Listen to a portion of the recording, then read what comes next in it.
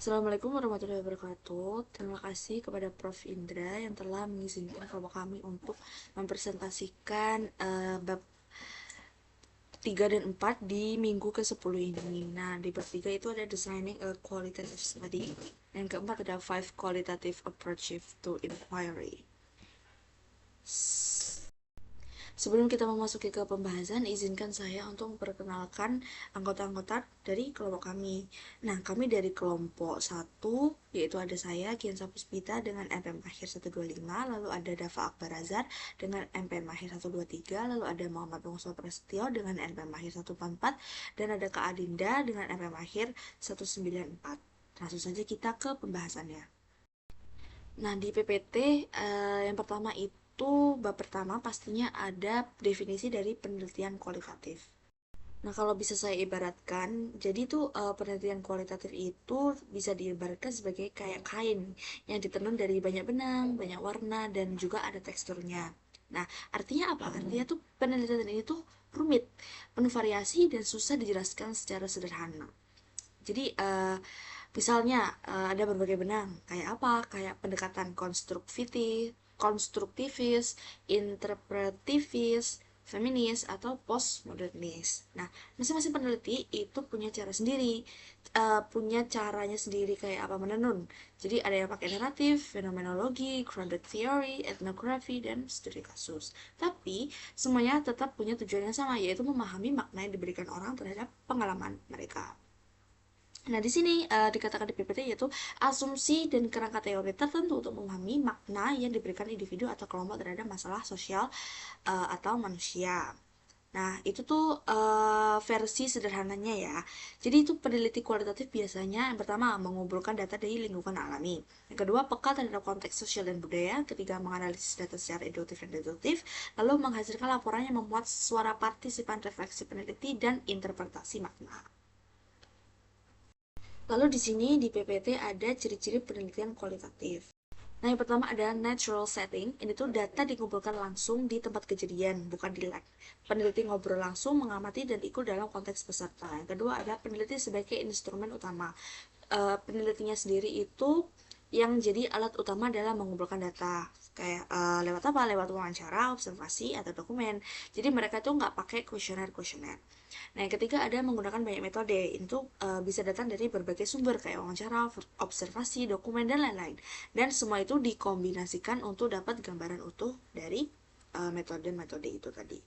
Terus yang keempat ada penalaran induktif atau deduktif. Nah, ini tuh peneliti menyusun pola dan tema dari bawah ke atas, induktif. Tapi juga bisa menguji tema tersebut kembali pada data, deduktif. Nah, yang kelima ada makna dari partisipan. Itu fokusnya adalah makna yang diberikan oleh partisipan, bukan si peneliti. Jadi suara partisipan itu bisa jadi inti dari hasil riset. Nah, yang keenam ada desain yang fleksibel atau emergent, itu desainnya bisa berubah di tengah jalan. Misal pertanyaan atau metode disesuaikan setelah melihat data dari lapangan. Yang ketujuh ada refleksivitas peneliti. Peneliti sadar dan terbuka tentang latar belakang serta bias pribadinya dan bagaimana hal itu mempengaruhi interpretasi data. Yang kedelapan ada pandangan holistik. Ini tuh peneliti berusaha melihat masalah secara utuh, bukan hanya sebab akibat tunggal, tapi interaksi kompleks antar faktor. Nah, apa saja sih yang diperlukan sebagai peneliti kualitatif? Yang pertama harus terjun langsung ke lapangan. Yang kedua, analisis data yang rumit dan lama. Ketiga, menulis panjang dan detail. Dan keempat, menghadapi proses yang tidak pasti.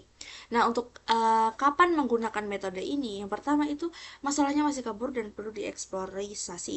Yang kedua, ingin mendengar suara atau pengalaman orang yang sering diabaikan. Yang ketiga, membutuhkan pengalaman yang dalam dan rinci tentang suatu fenomena. Yang keempat, ingin memberdayakan partisipan agar bisa menceritakan kisahnya sendiri. Yang kelima, peneliti ingin menulis dalam gaya yang lebih naratif atau reflektif, bukan kaku seperti laporan statistik. Yang keenam, ada peneliti ingin memahami konteks sosial dan budaya yang membentuk pengalaman partisipan. Yang terakhir ada teori yang ada belum memadai. Jadi peneliti itu ingin mengembangkan teori baru. Untuk selanjutnya akan dijelaskan oleh teman saya. Selanjutnya membahas tentang proses perancangan sebuah penelitian kualitatif. Yang pertama adanya pertimbangan awal. Di dalam penelitian kualitatif, peneliti mengikuti langkah metode ilmiah, yaitu menentukan masalah, meninjau literatur, merumuskan pertanyaan, mengumpulkan dan menganalisis data, kemudian menulis laporannya. Penggunaan teori, literatur, dan format penulisan bervariasi sesuai dengan pendekatan dari penelitinya. Peneliti juga harus mempertimbangkan latar belakang dan nilai pribadi yang mempengaruhi penelitian. Kemudian langkah-langkah dalam prosesnya. Dalam penelitian kualitatif, peneliti memulai dengan memahami asumsi dasar, memilih topik, meninjau literatur, dan menentukan masalah yang layak diteliti. Peneliti menggunakan pertanyaan terbuka, mengumpulkan data dari berbagai sumber seperti wawancara, observasi, dokumen, dan materi visual, lalu menganalisisnya secara induktif hingga menemukan tema dan juga pola umumnya. Untuk proses pengumpulan, analisis, dan penulisan sering berlangsung bersamaan. Hasil penelitian disusun berdasarkan pandangan partisipan dan interpretasi peneliti, kemudian divalidasi melalui triangulasi atau konfirmasi partisipan. Penelitian kualitatif yang baik memiliki ciri yang pertama, pengumpulan data yang ketat dan beragam. Yang kedua, kesesuaian antara tujuan, metode, dan pendekatan penelitian. Yang ketiga, fokus awal yang jelas pada satu konsep utama. Yang keempat, analisis data bertahap dari kode hingga tema besar. Yang kelima, penulisan yang menarik dan realistis. Yang keenam, refleksi terhadap latar belakang dan nilai pribadi peneliti. Dan yang ketujuh yaitu prinsip etika di seluruh tahap penelitian. Kemudian membahas tentang elemen dalam semua tahapan penelitian. Selama penelitian, peneliti membangun narasi berdasarkan data, menampilkan suara partisipan, dan merefleksikan pengalaman pribadi. Etika dijaga di setiap tahap dengan menghormati privasi, waktu, dan hak partisipan, dengan menghindari eksploitasi, menjaga kerahasiaan, serta mematuhi pedoman etika penelitian. Selanjutnya membahas tentang isu etika selama seluruh tahapan proses penelitian. Di dalam tahap yang pertama yaitu sebelum melakukan penelitian, jenis isu etika yaitu meminta persetujuan dari kampus atau universitas, menelaah standar asosiasi profesional, memperoleh izin lokal dari lokasi dan partisipan, memilih lokasi tanpa kepentingan terhadap hasil penelitian, serta menegosiasikan penulisan untuk publikasi. Untuk cara mengatasinya yaitu konsultasikan jenis standar etika yang diperlukan di bidang profesional, identifikasi dan dapatkan izin lokal dengan menemukan gatekeeper untuk dapat membantu penelitian. Memilih lokasi yang tidak menimbulkan isu kekuasaan dengan peneliti, serta memberikan penghargaan atas kontribusi di dalam proyek dengan menentukan urutan nama penulis dengan adil. Yang kedua yaitu awal pelaksanaan penelitian. Dengan jenis isunya yaitu mengungkapkan tujuan penelitian, tidak menekankan partisipan untuk menandatangani formulir persetujuan, menghormati norma dan piagam masyarakat adat, serta peka terhadap kebutuhan kelompok rentan, misalnya anak-anak, dengan cara mengantisipasinya yaitu menghubungi partisipan dan informasikan tujuan umum penelitian, menyampaikan bahwa partisipan tidak harus menandatangani formulir, mempelajari perbedaan budaya, agama, gender, dan lainnya yang perlu dihormati, mendapatkan izin yang sesuai, misalnya dari orang tua dan juga anak itu sendiri. Yang ketiga yaitu pengumpulan data dengan jenis isu yaitu menghormati lokasi penelitian dan meminimalkan gangguan, menghindari penipuan terhadap partisipan, menghormati potensi ketimpangan kekuasaan dan eksploitasi, serta tidak menggunakan partisipan dengan mengumpulkan data lalu meninggalkan lokasi tanpa memberikan timbal balik. Dengan cara mengatasi yaitu membangun kepercayaan dan sampaikan sejauh mana gangguan mungkin terjadi saat mengakses lokasi, diskusikan tujuan penelitian dan bagaimana data akan digunakan, menghindari pertanyaan yang menuntun, jangan berbagi kesan pribadi, serta menghindari mengungkapkan informasi sensitif. dan juga memberikan penghargaan kepada partisipan atas partisipasinya. Yang keempat yaitu analisis data. Jenis isunya yaitu menghindari memihak partisipan atau going native. Kemudian menghindari hanya melaporkan hasil positif serta menghormati privasi dari partisipan. Untuk cara mengatasinya yaitu melaporkan berbagai perspektif dengan menyertakan temuan yang berlawanan. Kemudian menggunakan nama samaran atau alias jika tidak ingin diketahui, serta membuat profil gabungan atau composite profile. Yang kelima yaitu pelaporan data. Jenis isu etikanya yaitu pemalsuan penulis, bukti, data, temuan, ataupun kesimpulan. Tidak melakukan plagiarisme, menghindari pengungkapan informasi yang dapat merugikan partisipan, serta berkomunikasi dengan bahasa yang jelas, lugas, serta sesuai. Untuk cara mengatasinya yaitu laporkan secara jujur, melihat pedoman penulisan apa untuk izin mencetak ulang atau mengcopy ataupun mengadaptasi karya dari orang lain. Menggunakan cerita gabungan agar individu tidak dapat diidentifikasi serta menggunakan bahasa yang sesuai untuk audiens penelitian. Dan yang terakhir adanya publikasi penelitian yang memiliki jenis isu etika yaitu berbagai data dengan pihak lain, tidak melakukan publikasi ganda atau parsial atau piecemeal publication, serta menyertakan bukti kepatuhan terhadap etika dan tidak adanya konflik kepentingan jika diminta. Untuk cara mengatasinya yaitu memberikan salinan laporan kepada partisipan dan pihak terkait dengan membagikan hasil secara praktis, mempertimbangkan distribusi melalui situs web, serta mempertimbangkan publikasi di dalam berbagai bahasa. Kemudian menghindari penggunaan materi yang sama untuk lebih dari satu publikasi, dan juga mengungkapkan pihak penyandang dana penelitian dan siapa yang akan memperoleh manfaat dari penelitian. Selanjutnya membahas tentang struktur umum sebuah rencana atau proposal. Di sini terdapat 4 format. Yang pertama format konstruktivis atau interpretivis. Format ini merupakan pendekatan tradisional dalam penelitian kualitatif yang mencakup pendahuluan, perumusan masalah, dan tinjauan pustaka, tujuan, pertanyaan penelitian, batasan, serta prosedur. Bagian prosedur menjelaskan karakteristik penelitian, pendekatan yang digunakan, peran peneliti, metode pengumpulan dan analisis data, validasi temuan, struktur naratif, isu etika, serta hasil dan temuan awal yang diharapkan.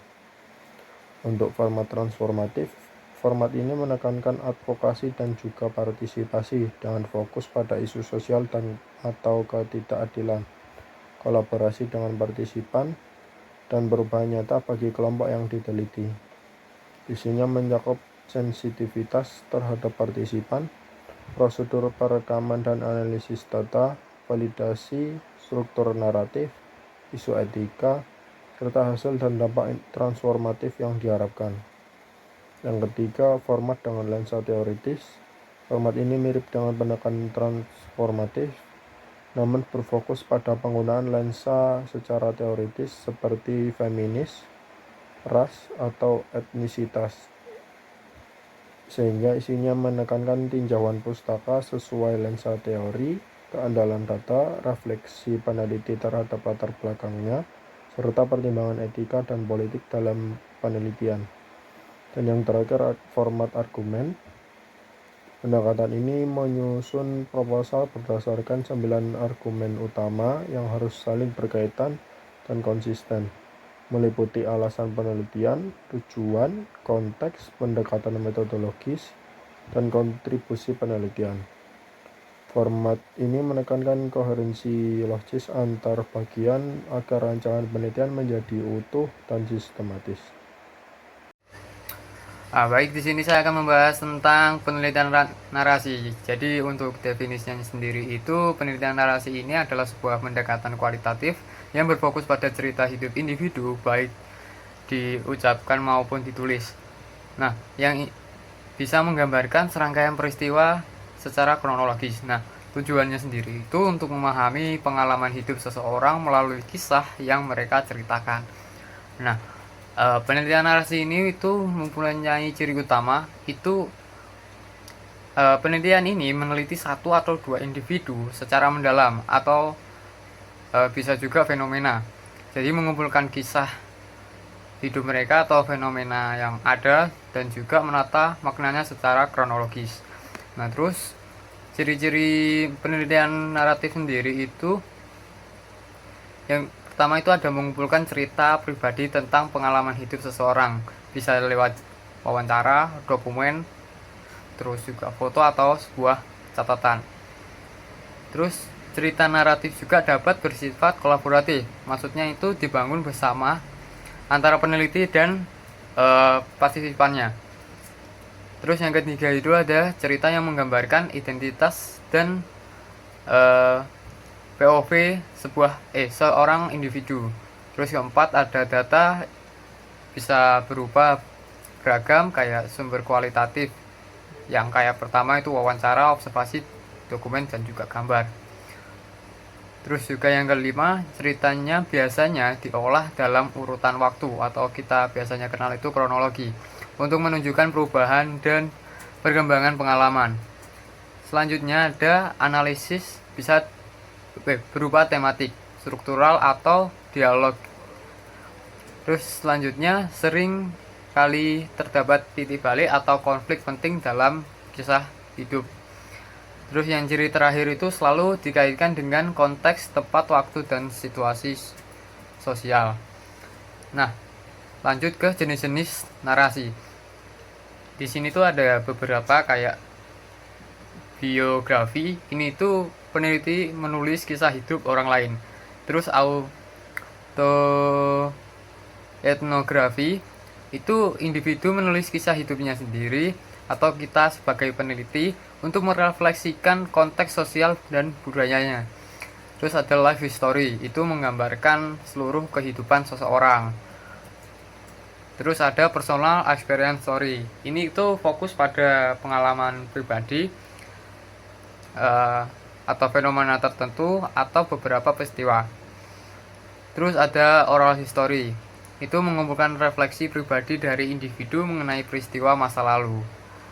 Nah, di sini tuh ada pendekatan-pendekatan analisisnya. Kayak tematik itu menyoroti tema utama dari cerita. Terus struktural itu menyoroti cara cerita yang disusun atau diceritakan. Terus ada dialog atau performance itu menyoroti interaksi dan pesan yang disampaikan melalui cerita. Nah, selanjutnya itu ada prosedur pelaksanaan penelitian naratif.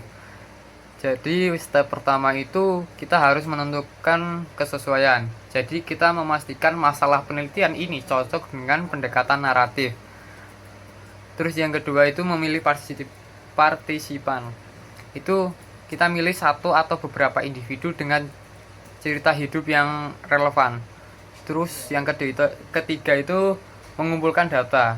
Bisa kayak lewat wawancara, terus catatan harian atau foto, arsip pribadi dan juga observasi. Terus step keempat itu menggali konteks, itu memahami latar sosial, budaya dan sejarah individunya. Jadi kayak memahami kayak gimananya. Terus ada menganalisis data. Ini tuh bisa dengan cara restoring, itu menyusun ulang cerita agar lebih terstruktur secara kronologis. Terus mengidentifikasi tema, plot, konflik, dan juga resolusi. Terus yang keenam itu ada kolaborasi. Jadi seperti sebelumnya itu peneliti dan partisipan itu bersama-sama menafsirkan makna sebuah cerita yang dipilih. Terus yang ketujuh itu menyusun laporan akhir.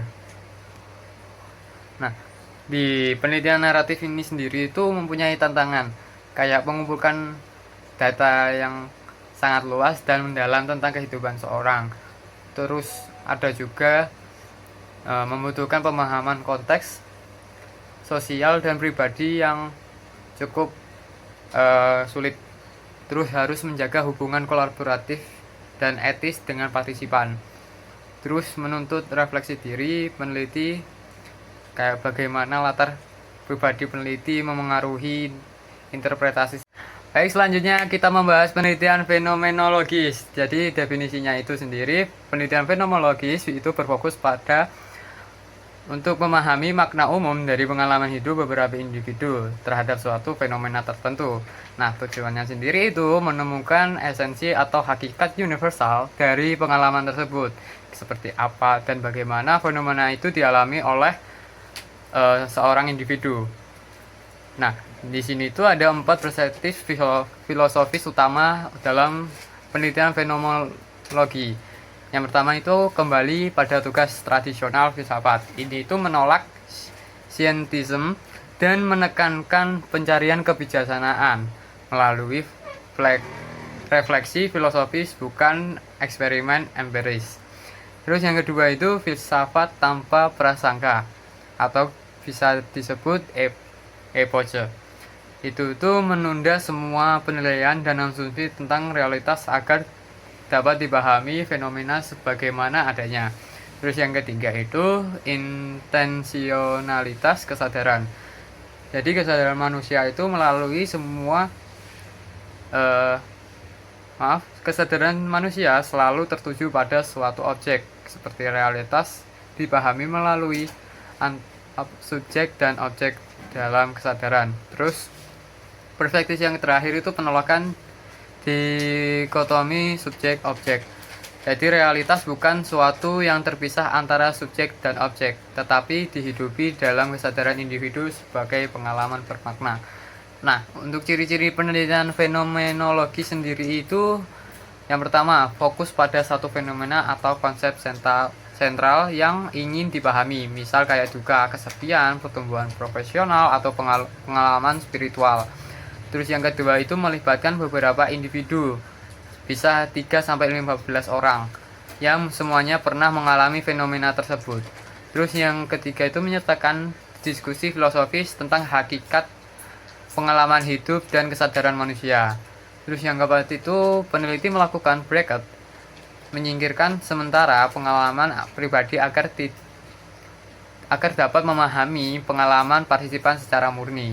Terus ada data utama, sama seperti penelitian naratif, caranya itu wawancara, namun juga mencakup observasi, puisi, catatan, atau dokumentasi. Terus analisis data, jadi mengekstraksi pernyataan penting, kayak mengelompokkan ke dalam makna. Terus juga menyusun deskripsi tentang apa dan bagaimana pengalaman itu terjadi. Terus yang terakhir, hasil berupa deskripsi esensial dari pengalaman yang dialami bersama oleh semua partisipan. Nah, untuk jenis-jenis penelitian fenomenologi sendiri itu ada 2. Itu hermeneutik fenomenologi yang dikembangkan oleh Van Manen pada 1990. Itu menekankan intervensi atau penafsiran terhadap pengalaman hidup. Terus tidak hanya mendeskripsikan, tapi juga memaknai teks pengalaman manusia, dan juga prosesnya reflektif dan bersifat dinamis atau tidak kaku. Terus yang jenis kedua itu transcendal atau empiris fenomenologi. Itu dikembangkan oleh Moustakas pada 1994. Ini tuh menekankan deskripsi murni pengalaman partisipan tanpa interpretasi peneliti. Terus menggunakan konsep epoche secara ketat. Jadi peneliti itu menunda pandangan pribadinya. Terus juga mengikuti langkah-langkah sistematis kayak horizontalization ke cluster, terus ke tekstural dan struktural description, yang terakhir itu essential. Untuk tata cara pelaksanaan penelitian fenomenologi sendiri itu berdasarkan Mouskas. Itu yang pertama menentukan kesesuaian topik. Jadi, memastikan fenomena yang diteliti itu membutuhkan pemahaman mendalam dari pengalaman bersama individu. Terus yang kedua itu menentukan fenomena utama yang menarik. Misal kayak kesepian, pengalaman, kehilangan, atau menjadi guru baru. Terus yang ketiga, menetapkan landasan filosofi fenomenologi. Terus yang keempat itu menyeleksi partisipan. Jadi seleksi ini tuh harus dilakukan karena supaya fenomena yang diteliti itu tidak kemana-mana. Terus langkah kelima itu mengumpulkan data, bisa lewat wawancara dan reflektif serta bahan tambahan seperti jurnal, observasi, atau karya seni. Terus yang keenam itu menganalisis data. Kita itu harus menemukan pernyataan penting, terus mengelompokkan menjadi meaning unit atau tema-tema utama, terus menulis deskripsi tekstural dan struktural, terus menyatukan keduanya menjadi esensi pengalaman. Terus step yang terakhir itu menyajikan hasil akhir. Nah, tantangan dalam penelitian fenomenologi sendiri itu memahami dan menulis landasan filsafat fenomenologi yang cukup kompleks dan abstrak. Terus tantangan selanjutnya itu menemukan partisipan yang benar-benar memiliki pengalaman bersama fenomena yang diteliti. Terus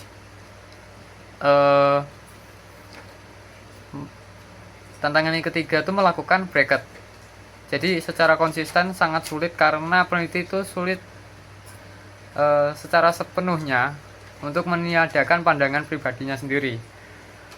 Terus proses analisis mendalam dan reflektif memakan waktu yang lama. Terus harus menjaga keseimbangan antar deskripsi objektif dan interpretasi subjektif. Terus tantangan terakhir tuh peneliti perlu menjelaskan bagaimana pengalaman mereka sendiri dan pengalaman itu bisa memengaruhi penelitian. Ethnographic research. Etnografi berfokus pada pengembangan deskripsi yang kompleks dan lengkap mengenai budaya suatu kelompok atau kelompok yang berbagi budaya. Tipenya itu ada dua, yaitu yang pertama realis. Etnografi realis merupakan pendekatan tradisional yang digunakan oleh antropolog budaya, yaitu suatu laporan objektif mengenai suatu situasi. Biasanya ditulis dalam sudut pandang orang ketiga dan melaporkan secara objektif informasi yang dipelajari dari partisipan di suatu lokasi. Lalu yang kedua ada kritikal. Etnografi kritis merupakan salah satu jenis penelitian etnografi di mana para penulisnya mengadvokasi emansipasi kelompok-kelompok yang terpinggirkan dalam masyarakat.